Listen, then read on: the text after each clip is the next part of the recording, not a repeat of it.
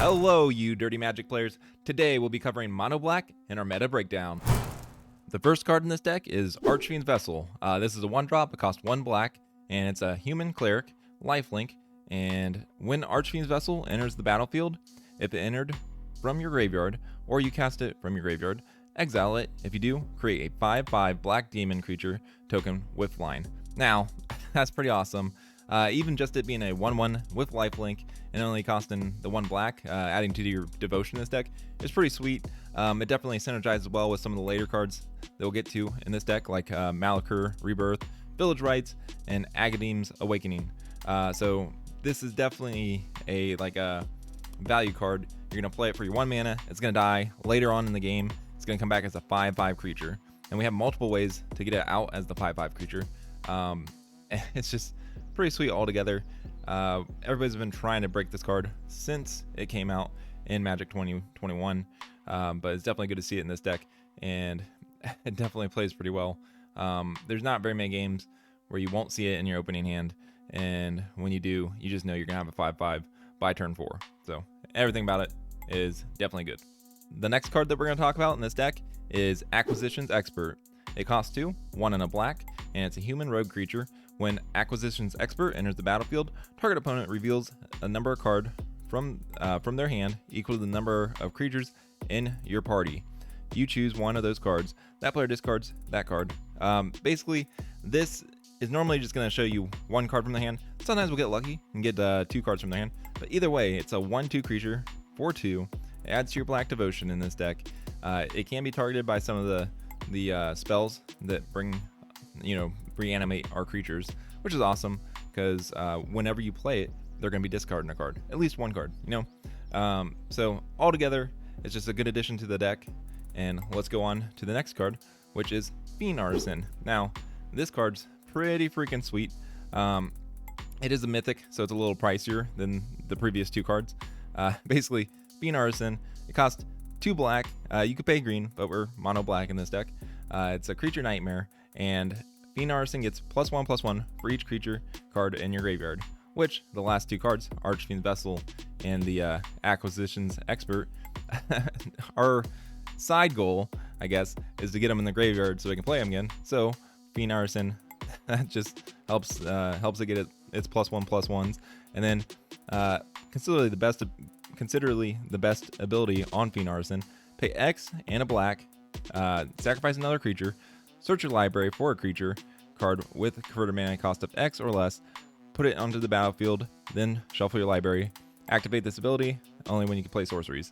So basically, something you can do is you play your Archfiend Vessel turn 1, Fiend Arson turn 2, and then from then on to the next couple turns, you're just using your Fiend Arson to sacrifice your Archfiend Vessel. It goes to the graveyard, and you're pulling out another Archfiend Vessel from your library, putting it into play, and before you know it, you got all of your Archfiend Vessels in your graveyard ready to get reanimated and become those 5/5s. So that's pretty sweet. It just synergizes really well with this deck. It can become a big threat. It's only a 2-of because it's a little bit mana hungry, and a lot of times with how much aggro is in the format right now, we're not really looking for those mana hungry cards. We really want to get a board state. And also with this deck, it does provide 2 devotion to black, which helps out with some of the cards we'll go over later on that are devotion dependent, and that's just something to keep in the back of your head. So this next card I've been playtesting a lot, and I'm pretty excited about it. It's called Skyclave Shade. It costs 1 and a black, and it's a creature shade and kicker of 2 and a black. Skyclave Shade can't block, which is a downside. You don't need it very often. Sometimes against like mono red, that type of stuff, but we do have other threats that can deal with that. So if Skyclave Shade was kicked, it enters with the 2 +1/+1 counters, so it would be a 5/3, and it has landfall. Whenever a land enters the battlefield under your control, if Skyclave Shade is in your graveyard and it's your turn, you may cast it from your graveyard this turn. It's pretty sick. I mean, having 2 of them, I could argue that this deck could use 4 of them and it would still work out. So if that's something that you don't really feel like spending money on other cards, go ahead and get 4 of these and just replace some other cards with it, because it just works so well. Even if you have 2 in your graveyard, by the time they die and all that, you're gonna have the 4 mana to cast them both, every turn that they die. So the only way to get rid of it is for your opponent to exile it, which means they're not exiling your other cards. It's overall great for them to use their removal against it. It gets rid of cards from their hand, and just great for you to have like this aggro piece that costs 2, and it's a 3/1. So the next card is Tamarette, Chosen from Death, and it has 2 black mana cost, and it's a legendary enchantment creature, which, keep in mind, it's legendary, but we only have 1 in this deck. That's part of the reason why we only have 1. It's a demigod, and it's our first Devotion to Black creature, so its toughness is equal to your Devotion to Black, and you pay 1 in a black, exile up to 2 target cards from graveyards. You gain 1 life for each creature card exiled this way. You're not going to use that ability very often. Maybe against some of these aggro decks, maybe, but we have other ways to gain life. 2 mana is a lot to be spending on anything like that. The biggest point for this being in this deck is just because it's got those 2 black mana symbols, so just that devotion aspect that we'll see later on in this deck definitely helps out. Speaking of devotion to black, our next card is like the perfect card for this deck. Ayara, First of Locthwain. This costs 3 black, which is awesome, and it's a legendary creature, Elf Noble. When Ayara, First of Locthwain, or another black creature enters the battlefield under your control, each opponent loses 1 life, and you gain 1 life. Perfect. But let's go on. Sacrifice another black creature, draw a card. So, Archfiend Vessel or Skyclave Shade, like, we got perfect targets for this sacrifice and draw. Skyclave Shade, just sacrifice it, draw a card, play a land, play Skyclave Shade again, you know, and you can do it at instant speed. So even if you're using like something else as a blocker that dies, just sacrifice it to draw a card as it blocks, you know. It's just so good. Like, don't underestimate this card. That's why there's 4 of them in this deck, even though it's legendary. You need that there. It gives you 3 devotion to black, which later on, just like, that's the finisher right there, you know. So do not underestimate this card. It's perfect in this deck. You're gonna want 4 of it. Don't cheap out on this card. It holds the deck together. So our next card is Nighthawk Scavenger, which has proven itself to be a pretty good card in a lot of decks, like Dimir Rogues and all that. But for this case, it's 1 and 2 black, so it adds 2 to the devotion of black, and it's a creature, vampire rogue, flying, death touch, lifelink. That's a lot. Nighthawk Scavenger power is equal to 1 plus the number of card types among cards in your opponent's graveyards. And with there being so many like these like weird like mill yourself type of decks, or just, you know, there's no decks that are just one single type of card. So this is always, by the time it comes out, just trust me, it's always going to be at least like a 3/3 with flying, death touch, and lifelink, and you only paid 3 for it. So it's a pretty sweet card. Definitely give it a try and you'll be impressed. I definitely am. And the next card I'm excited about, I've been trying to playtest this card since it came out. It's Nightmare Shepard, and it costs 2 and 2 black, so there's 2 more devotion to black, and it's an enchantment creature demon, flying. Whenever another non-token creature you control dies, you may exile it. If you do, create a copy that's a 1/1 instead, and it's also a nightmare in addition to its other types. And Nightmare Shepard itself is a 4/4, so it's just a pretty amazing card. There's only a couple scenarios you should be aware of where it's a downside, like Archfiend Vessel. If you exile Archfiend Vessel with this and it comes back as a 1/1, you're not going to be able to play it from your graveyard and it never hit your graveyard because you exiled it. So that's just something to keep in mind. Also with like Acquisitions Expert, you're not going to be able to play it back with some of the spells we're going to talk about later. But overall, the key to this card is keeping your black devotion, because as long as Nightmare Shepard's up, they can't really kill, they can't board wipe you. Your black devotion stays up because Nightmare Shepard has 2 devotion to black, and let's say you're like Ayara, First of Locthwain dies, it's just gonna come back, and it keeps the devotion because the tokens still have the same mana cost as the original card. They're just 1/1s. So keep that in the back of your head. That will matter for this deck. The next card, another card that's proven itself, is Wrinkle, Master of Pranks. This card, it just recently started becoming more and more popular. People are realizing it's pretty good. It costs 2 and 2 black, so 2 more devotion to black, and legendary creature, fairy rogue, flying, haste, and whenever Wrinkle, Master of Pranks, deals combat damage to a player, choose any number of the following. Each player can discard a card, each player loses 1 life and draws a card, and each player sacrifices a creature. With our deck, sacrificing creatures sometimes has its own upsides, and we're only playing 2 copies of this card. So basically, it comes in handy and allows you to draw more cards, which is always great. We don't have that many draw card effects in this deck, so we're always looking for that. It adds 2 devotion to black. It's 3/3 with haste, deals some damage to them. You can make them lose life, draw a card, or you can make them discard cards. You know, just all around, it's a utility card. Pretty sweet. And then here comes the game ender. Gray Merchant of Asphalt. It costs 5, and it's 3 and 2 black. So no matter what, its devotion to black's gonna be 2 when it comes in the battlefield.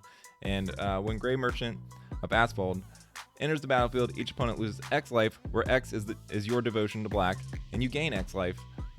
So basically, this card, you're gonna play it after your Nightmare Shepard's in play, and let's say you just have a Nightmare Shepherd and your Ayara, First of Lockwayne.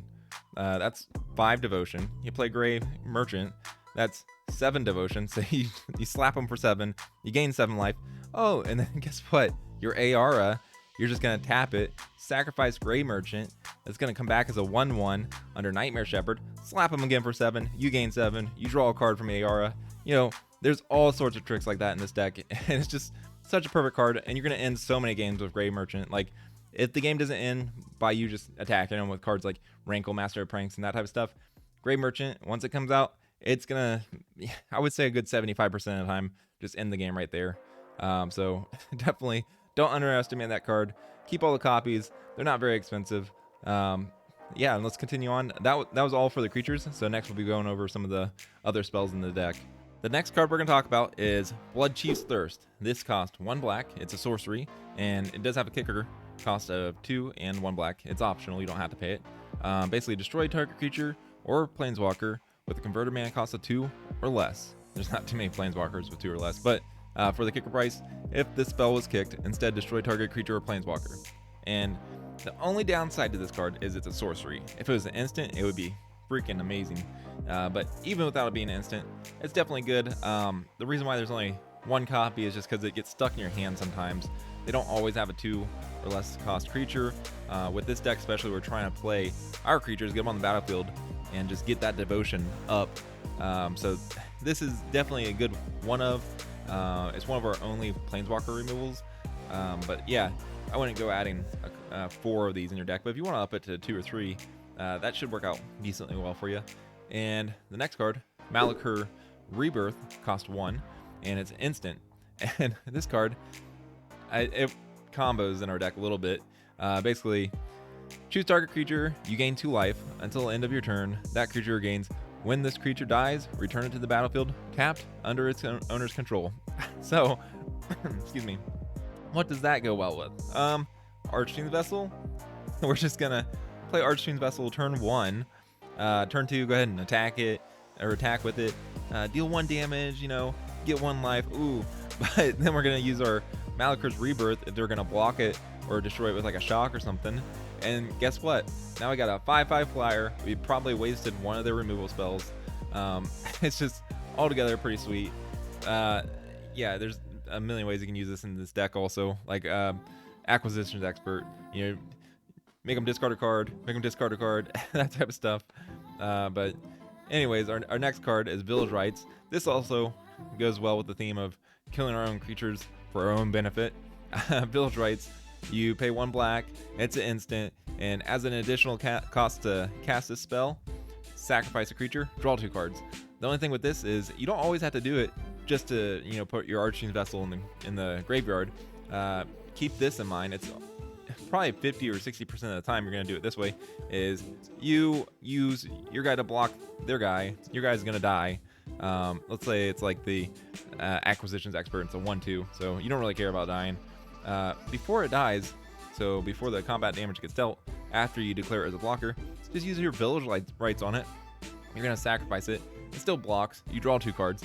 Instant speed for 1 mana. You know, like, that's pretty sick. You know, it was going to die anyways, so you just get to draw 2 cards for 1 mana. And it's in mono black. The next card that we're going to talk about is another removal card. And this is arguably one of the better removal cards in Standard right now.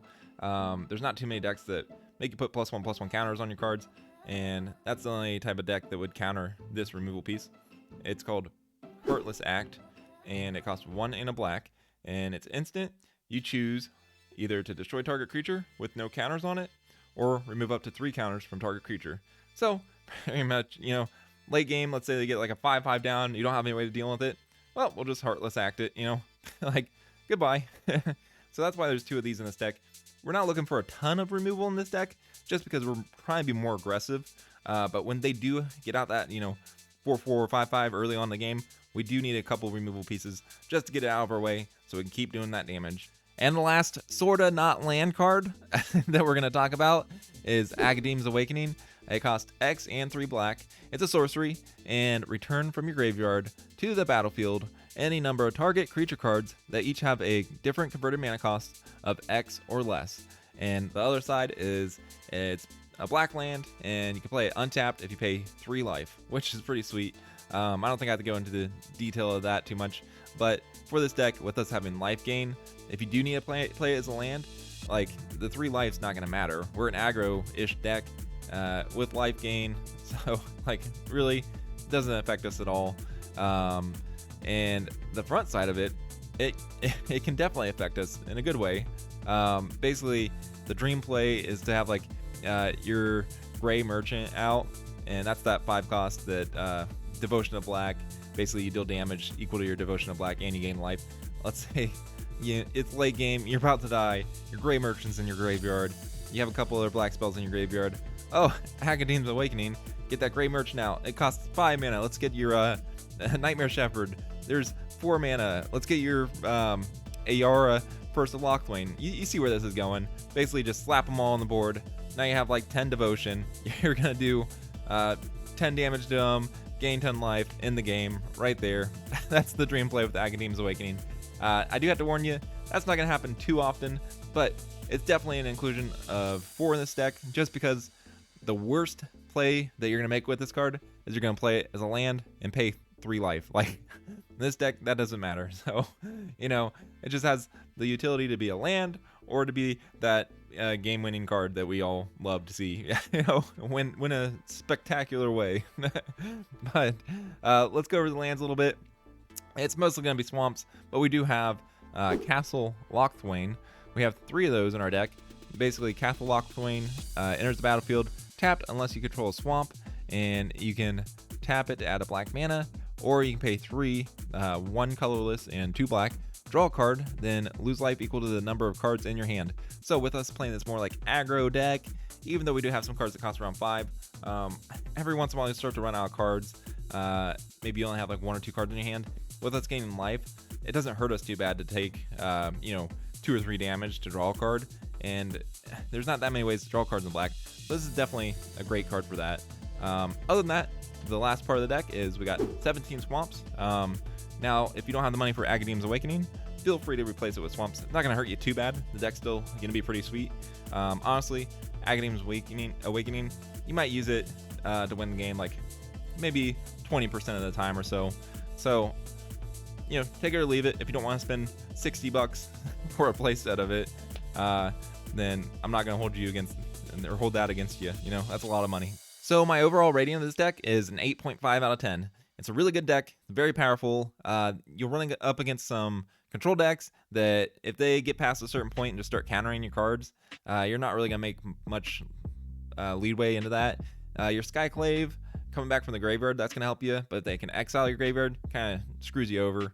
But other than that, it matches up pretty well against the aggro decks just because it itself is aggro, but you gain life. So they're not going to be able to just attack and kill you on turn 4 when you've already gained 6 or 7 life by then. So that's pretty sweet. Now, the total cost of this deck in Paper Magic is $163.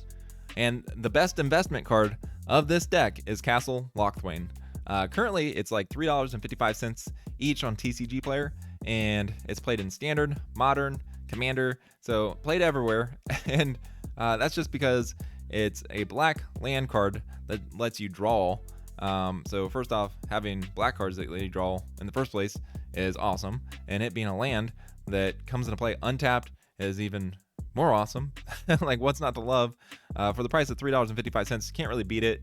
The price point is lower because it's not really seeing a whole lot of play in standard right now. But once it rotates, it's going to be one of those cards in 5 years from now. You know, it's going to be 10 or 15 bucks and everyone's going to be looking for it. So definitely get your playset now if you don't have it already. Thank you all so much for watching this video. Please like and subscribe. And then if you plan on buying any of these cards, I have a TCG affiliate link below. And basically if you use that, I get a little bit of the money and I can invest it in the channel. And eventually maybe I'll have like a nice background and we'll do some card openings, some box openings, that type of stuff. And I can do some giveaways. That's really the goal with this channel, just to build a community. I'm not going to be taking any of the money from it for myself. I'm just going to be using it to build the channel and basically just make Magic the Gathering a good environment for us to play in. You know, right now there's a lot of negativity in Magic the Gathering, and there's always been that way. I'm not planning on being one of those YouTubers that's trying to add to the negativity so I can get clicks. So if you do care about Magic the Gathering, care about this game, and you want to see someone succeed that cares as well and wants to make it a better game, then please consider liking and subscribing. It helps me out tremendously, helps me out with the YouTube algorithm so I get more views. And basically that's all I'm gonna ask you for. You'll have a wonderful day. Thank you for tuning in. I'll see you next time. Goodbye.